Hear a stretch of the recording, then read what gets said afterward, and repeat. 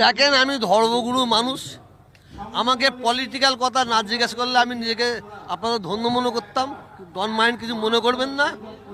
একটা জিনিস আমি বলি, শুভেন্দু অধিকারী কী করছে, মমতা ব্যানার্জি কী করছে, আর এদিকে অধীর চৌধুরী কী করছে, এটা বাংলার মানুষ দেখবে না। বাংলার মানুষকে আমি, আমার যারা আমাকে ভক্ত আছে, কোটি কোটি ভক্ত আছে, তাদের ঘরে একটা নির্দেশ দিচ্ছে আপনাদের মাধ্যমে, আর দিয়ে যাব। যারা মানুষের পাশে থাকবে, যারা উন্নয়ন করবে, যারা সাম্প্রদায়িকের বিরুদ্ধে গর্জে উঠবে, তাদের পাশে আমরা ছিলাম, আছি, থাকবো। তো এতদিন পর্যন্ত যখন ধরুন কেটে ফেলবো, ছিঁড়ে ফেলবো, এই ধরনের কথা অধীর চৌধুরী, হুমায়ুন এরা বলছে।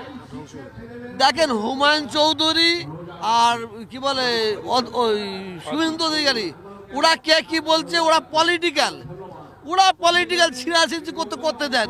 আসল তো মাল তো আমরা। ওরা দুজনে চেয়ারে কে কি বসবে সেটা আমরা ঠিক করে দেবো।